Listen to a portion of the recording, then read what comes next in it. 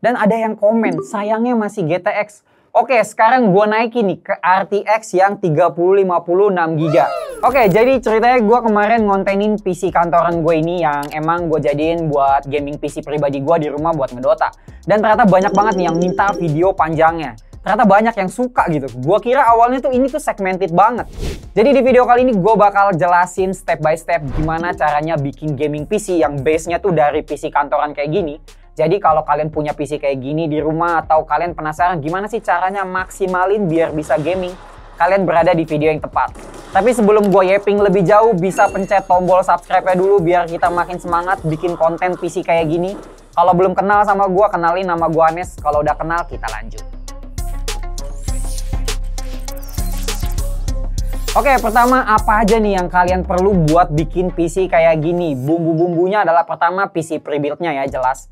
Kalau udah ada bagus, kalau belum ada nanti gua ajarin cara huntingnya step by step. Oke, kedua bahan-bahan buat upgrade-nya. Ini sih kondisional banget ya, tergantung spek PC pre-build kalian gimana dulu. Dapatnya yang kayak gimana. Gua kasih contoh, PC gua ini tuh pakai i7 7700, jadi gua nggak perlu upgrade CPU-nya lagi, prosesornya gua nggak upgrade lagi. Buat gaming ini tuh udah cukup banget, tapi waktu beli sih RAM-nya cuma 8GB sekeping. Jadi gua perlu RAM-nya sekeping lagi. Terus buat storage awalnya juga pakai HDD doang, jadi gue perlu SSD nih buat OS-nya biar satset. Nah yang terakhir itu kita perlu GPU biar gamingnya makin afdol. Di PC ini gue udah pakai upgrade ke GTX 1650 4GB dari Zotac yang low profile, yang ini nih. Nah ini tuh penting banget karena PC gue ini SFF alias small form factor yang kecil banget, jadi space-nya itu terbatas. Kita perlu GPU yang kecil biar bisa masuk.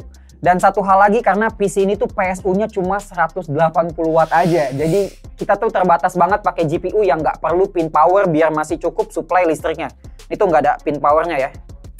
Oke, sekarang buat yang belum punya PC-nya, gue akan ajarin nih gimana cara hunting PC yang sekiranya cocok dan worth it buat kalian. Kalau yang udah punya PC-nya, step ini bisa di skip aja. Gue tuh dapetin PC gue ini dari marketplace paling rimba dan liar yang pernah ada, yaitu Facebook Marketplace. Yap, menurut gue marketplace yang paling mirip pasar beneran tuh ya Facebook Marketplace. Karena banyak hal aneh dan ajaib terjadi di sini. Tapi gue nggak akan bahas itu, tapi di tempat ini tuh banyak banget hidden gem-nya. Karena yang dagang di sini tuh kebanyakan emang orang biasa ya, yang pengen get rid of their stuff. Jadi banyak harga yang miring juga selama kalian mau ngulik. Oke, pertama kita coba cari dulu sekiranya PC pre-build macam apa yang kita butuhin. Gua punya minimum spesifikasi yang menurut gua jadi bare minimum kalau kalian mau pakai PC-nya dalam jangka waktu yang lumayan panjang. Oke, pertama kita akan cari yang prosesornya pakai yang Intel. Kenapa nggak AMD? Karena AMD tuh biasanya udah ada IGP-nya yang lumayan kenceng. Sayang aja gitu kalau dikombo sama GPU lagi nanti. Jadi kita fokus ke Intel aja. Kedua, CPU-nya itu minimum tuh punya 4 cores. Gua pribadi udah gatel nih lihat brand atau orang yang masih nyaranin ke dual core di 2025 ini. That's madness. Hyperthreading atau enggak itu opsional, nice to have. Kayak i7 7700 gue ini udah hyperthread, 4 core 8 thread. Jadi bisa kita simpulin itu minimum Intel Gen 7 lah at least. Lebih mudah lagi kayak Gen 8, Gen 9 itu lebih baik. Idealnya sih bisa ke Gen 10 karena udah bisa resizable bar. Tapi itu bahasan buat nanti aja lah. Nah, ketiga, sebaiknya idealnya kalian juga bisa cari yang bentuknya itu masih MATX. Yang kayak gini nih, nanti gue tunjukin di layar. Karena itu akan ngurangin limitasi-limitasi yang kayak tadi udah gue sebutin. Kayak kalian tuh bisa pakai GPU yang ukurannya normal, walaupun tetap mesti yang nggak bagong-bagong banget ya. Terus PSU-nya tuh biasanya lebih gede, kayak di 280 watt atau 310 watt. Kenapa gue ngambil yang SFF kayak gini? Karena emang gue suka PC yang kecil-kecil dan gue pribadi suka banget sama tantangan alias mempersulit diri. Jadi poin ini bersifat himbauan aja. Kalau mau kayak gue yang kecil gini juga nggak apa-apa. Karena pilihan kalian tuh di poin ini akan mempengaruhi banyak hal juga. Keempat, cari dari penjual yang emang aslinya end user, bukan pedagang komputer. Karena biasanya tuh lebih bisa dinego gitu harganya. Dan seringkali juga kita dapat PC yang hampir kayak baru. Mungkin sisa pengadaan yang lebih atau emang PC yang dibeli tapi nggak dipakai. Tapi kalau kalian mentok nyari dari pedagang komputer juga nggak apa-apa. Cuma harganya biasanya emang udah fix ya, nggak bisa ditawar lagi. Kelima, cek spek jualannya. Kayak RAM-nya 8GB nggak apa-apa asal sekeping. Jangan yang 4GB kali 2. Pastiin juga kita dapat HDD atau enggak. Gua sendiri prefer yang dapat HDD 1TB dibanding yang udah ada SSD-nya. Karena HDD dari PC-PC kayak gini tuh biasanya yang high quality, jadi lumayan banget. Sedangkan kalau ada SSD-nya, biasanya itu udah tambahan. Dan gua prefer beli SSD baru biar umurnya panjang. Nah, sekarang kita udah bisa mengkerucut nih ke PC seperti apa yang kita mau. Coba cari aja langsung di FB Marketplace-nya biar ketahuan harganya. Keywordnya tuh carinya biasanya pakai nama prosesornya kalau gue udah tahu mau PC yang kayak apa. Atau bisa tulis juga kayak Dell Optiflex. Itu salah satu brand yang populer banget. Nanti juga keluar juga yang merek-merek HP atau Lenovo yang kayak gue ini. Misalnya kita pengen yang i7 7700. Nah, biasanya tuh udah ada kayak PC-PC pre-built nih, kita bisa lihat. Nah, kayak gini nih. Ini tuh yang kayak gue bilang tadi ya, ukurannya ini cukup gede. Ini yang 7050 nih, jadi cukup leluasa untuk pakai GPU yang lumayan gede. Kita lihat speknya nih, tapi kayaknya harganya masih terlalu mahal sih, karena dia udah ada RAM-nya 16GB, SSD 512GB. Mungkin kalau kita nggak pakai RAM atau nggak pakai SSD, ini mungkin lebih murah lagi. PSU-nya 240 watt, lumayan nggak 180 watt banget kayak gini. Tapi ini dari toko nih, garansi toko 1 bulan. Tapi menurut gue sih ini masih mahal ya, di 3.200.000. Kita bisa dapetin lebih murah lagi dari itu. Ini tuh ngaruh banget nanti ke total build harganya. Kalau di PC build-nya aja, base-nya aja udah di 3 jutaan. Ini ada yang i7 6700. Ini not bad sih. Case-nya gede. 6700 tuh memang lebih pelan dari ini, tapi nggak sampai, bedanya nggak sampai jauh banget. Masih oke DDR4. Dikasih tahu nggak ya ini PSU-nya berapa? Sayangnya nggak dikasih tahu. Cuma kalau ngeliat ukuran kayak gini sih PSU-nya bisa kita ganti sendiri nih. Enaknya kalau yang segede ini kita bisa pakai GPU yang gede banget dan kita bisa naikin PSU-nya, bisa upgrade sendiri kayak misalnya mungkin pakai yang 600 atau 700 watt dan kita bisa kasih VGA yang gede gitu, yang kayak ke PC build biasa. Barang-barang kayak gitu mesti dikulik ya. Gue biasanya tuh tiap hari suka ngecek-ngecek mana yang lagi worth it karena ada aja. Kita ganti kali ya ke Dell Optiflex. Ini i3 ini Gen 8 yang sebenarnya lebih mudah dari ini, lebih bagus, tapi ini masih i3. Tapi harganya murah banget di 1.200.000. Cuma ini kita harus upgrade lagi si CPU-nya sih karena i3 kurang. Mungkin kalau i5 masih bisa buat e-sports, tapi kalau i3 gua nggak saranin. Dan juga hindari yang kecil-kecil banget kayak gini ya. Selain ini udah nggak bisa di-upgrade, sebenarnya bisa kalau kalian geek enough, tapi terlalu banyak hal yang harus dilakukan gitu. Ini menurut gue yang ideal nih. Dia udah i5 Gen 10 yang udah resizable bar. Jadi kita bisa pakai yang gen-gen baru si GPU-nya. Bentuknya nggak terlalu kecil, nggak sekecil ini masih bisa dibilang MATX. Sayangnya kita nggak dikasih tahu harganya. Ini yang i5 10400 tuh bagus banget sebenarnya buat PC-PC kayak gini. Ini udah enak banget sih. Kayaknya asumsi gue sih dia naruh harga mungkin di 4 jutaan untuk i5 ini. Yang akan nambahin budget total terlalu jauh. Gue pengen keep ini di 5 jutaan. Ini ada yang menarik. i7 12.700. Ini sih kenceng ya. Cuma terlalu mahal 8 jutaan. Cakep banget sih ini kalau dikasih VGA. Wah, tempatnya luas juga. Ini lumayan nih. Cuma budgetnya bakal nambah sejutaan dari budget yang kita prediksi. Cuma ini udah Gen 9. Ini i7, bentuknya besar. Jadi nggak harus nyari VGA yang low profile. Kita bisa mungkin ke RX 6600 atau ke 3060. Mungkin itu aja kali ya buat cara huntingnya. Nanti gue kasih tahu juga total build cost-nya di akhir video. Ini kan kalian perlu ngulik ya sehari-hari. Nanti gue kasih tahu juga gimana caranya kalau emang buy it now. Kalian pengen beli sekarang, pengen rakit sekarang. Kita lanjut ke ngerakitnya sekarang. Oke, karena kita udah ada PC-nya nih sekarang, jadi kita akan lakukan hal pertama kali yang harus kalian lakukan sebelum nge-upgrade parts-nya. Yaitu bersihin PC-nya dan ganti pasta CPU-nya. Karena emang biasanya tuh udah kering ya. Ini penting biar transfer panas dari CPU ke heatsink-nya tuh jadi lebih maksimal. Habis itu kita tambahin juga RAM-nya biar jadi 16GB jalan di dual channel. Ini tuh tadi masih 8GB.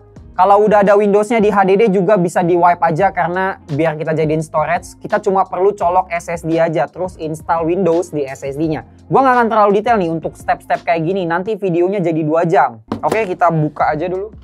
Biasanya tiap brand beda-beda cara bukanya. Dalemannya tuh kayak gini.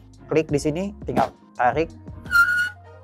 Ya, kosongan. Dan karena ini nggak ada RAM-nya, tadinya tuh cuma 8GB sekeping, kita perlu 1 RAM lagi nih buat bikin jadi 16GB dan jalan di dual channel. Ini penting karena spek-spek kayak gini, gaming capability-nya tuh kurang banget. Kita bakal kehilangan banyak performa kalau kita cuma jalan di single channel. Terus terakhir adalah colok SSD-nya. Ini SSD-nya udah ada Windows-nya. Ini tuh sebenarnya nggak ada dudukannya ya. PC ini tuh dia datang yang versi HDD, jadi nggak versi SSD. Tapi slotnya tuh ada di motherboard-nya nih, lihat. Jadi kayak gua tuh ngakalin ya, gua pakai double tip yang tebel gitu buat tumpuk-tumpuk dan gua tempel ke belakangnya. Jadi biar dia nempel nggak bergerak. Padahal sebenarnya sih kalau cuma dicolok gini aja dia nggak akan kenapa-napa sih. Atau biasanya lu bisa tutup pakai kabel gini aja dia juga diem. Selama nggak digoyang-goyang sih nggak jatuh sih. Nah, itu udah klik dia tuh. Nah, part terakhir tuh kita perlu colok GPU-nya, tapi karena sebenarnya PC ini tuh nggak masuk gitu, si GPU ini tuh terlalu panjang. Jadi gua tuh harus modding sedikit si casingnya. Ini udah gua potong ya, biar bisa si GPU-nya bisa masuk. Karena ini tuh tadinya tempat harddisk HDD yang 3,5 inci, jadinya gua harus ganti ke HDD 2,5 inci yang buat laptop, biar ada space buat masuk si GPU-nya. Kalau dia pakai HDD itu langsung penuh. Jadi gue terpaksa harus ganti ke harddisk yang 2,5 inch. Ataupun kalau misalnya kalian mau ganti SSD SATA itu boleh ya. Jadi pas. Kenapa gue pakai harddisk? Karena gue banyakan nyimpen file yang diem. Jadi kayak foto, video tuh gue masih nyimpen. Jadi gue perlu harddisk. Dan gue nggak banyak banget nyimpen game. Ini yang GTX 1650. Dia low profile, nggak pakai pin power. Coloknya gampang banget, tinggal udah masuk. Tinggal dikencengin. As simple as that. Nih lihat nih, karena udah gue potong di sini, jadi dia masuk nih. Nah, sedikit modding kalau kalian mau ngakal-ngakalin yang SFF gini ya. Makanya tadi gue nyaranin kalian ambil yang MATX yang gedean, biar hal-hal kayak gini tuh kalian nggak perlu ngerasain lah. Ini karena gue seneng aja sih. Ini udah bisa kita pasang lagi PC-nya. Ataupun kalau mau dipakai terbuka gini juga nggak apa-apa, biar airflow-nya lebih bagus. Tapi kalau gue sih biasanya gue tutup biar nggak berdebu. Tanam, semudah itu gitu upgrade-nya. Oke, tapi karena di konten sebelumnya kan gue udah bikin video shortnya. Waktu itu gue pakai GTX 1650 yang emang punya gue ini. Dan ada yang komen, sayangnya masih GTX. Oke, sekarang gue naikin nih ke RTX yang 3050 6GB. Biar sekalian kita lihat juga bump performance-nya dari GTX ke RTX bedanya sejauh apa. Kita coba untuk main game dulu pakai si PC ini. Jadi kita akan nyobain juga dari si GTX 1650 ke si RTX 3050. Oke, gue juga akan ngajarin ke kalian gimana caranya kalau kalian beli VGA baru yang low profile kayak gini. Karena biasanya ada yang bikin bingung gitu. Ini tuh baru dibeli ya. Jadi yang biasanya yang bikin bingung adalah, yap, dia tuh masih pakai buat platform PC yang panjang. Sedangkan ini kan kita PC SFF. Jadi dia pendek. Jadi kita mesti ganti si bracketnya ini ke, biasanya udah disediain yang buat low profile-nya.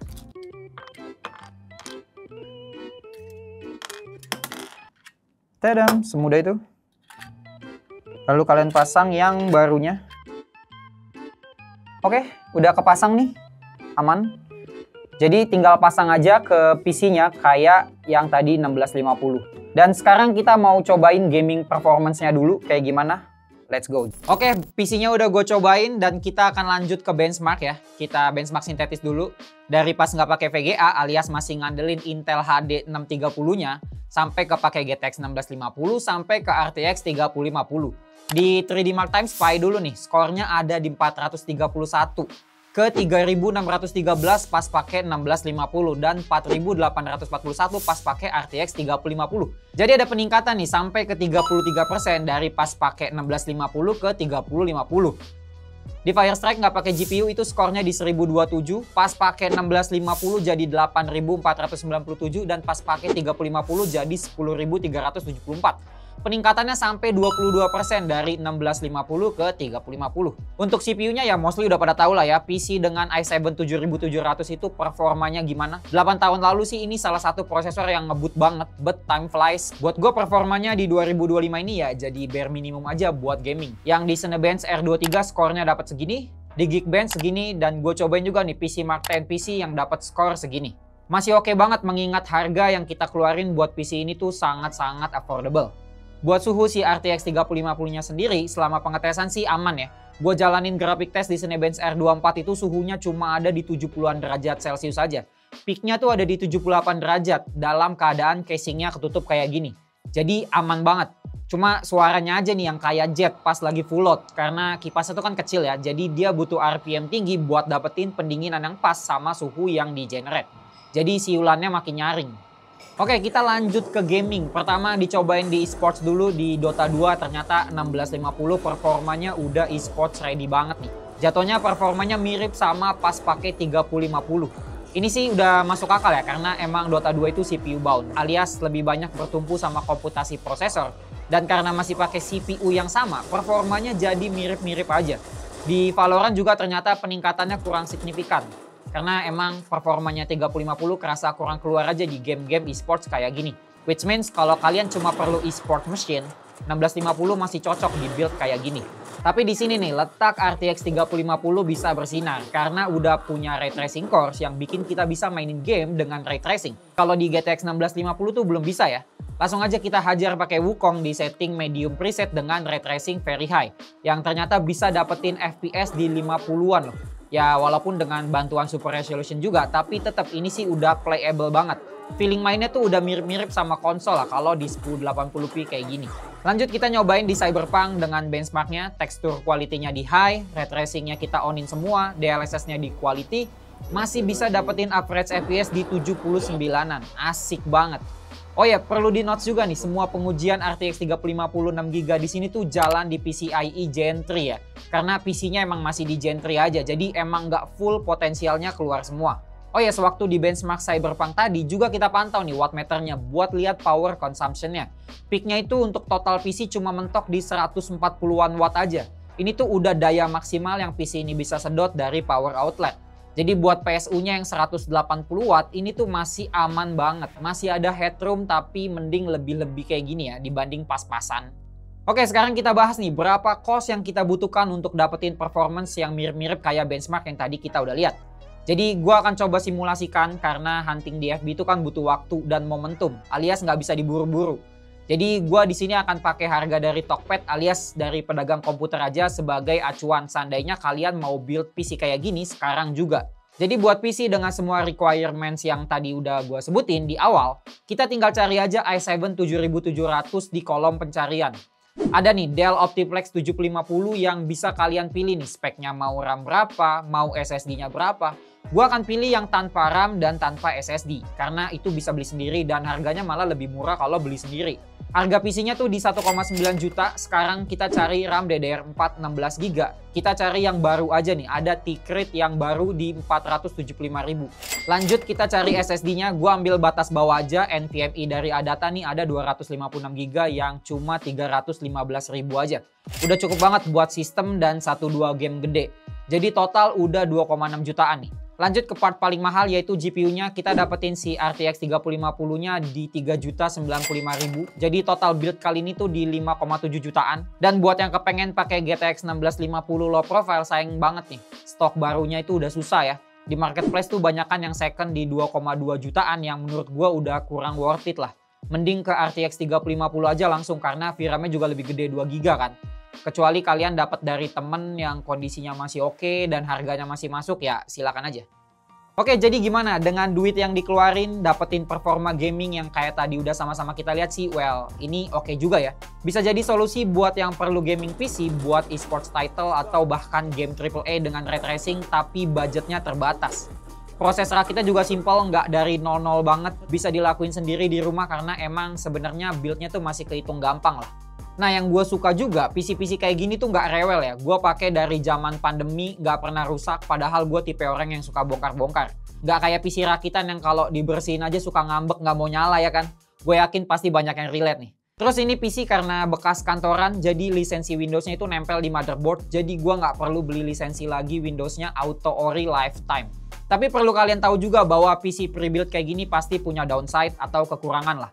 Kayak upgrade path-nya yang terbatas, apalagi kalau kalian ambil yang SFF kayak gue ini makin banyak limitasinya. Terus garansi juga sulit ya, kalau belinya dari toko juga paling garansinya tuh sebulan 2 bulan. Tapi sepanjang pengalaman gue sih aman-aman aja, tapi at least kalian perlu tahu hal ini.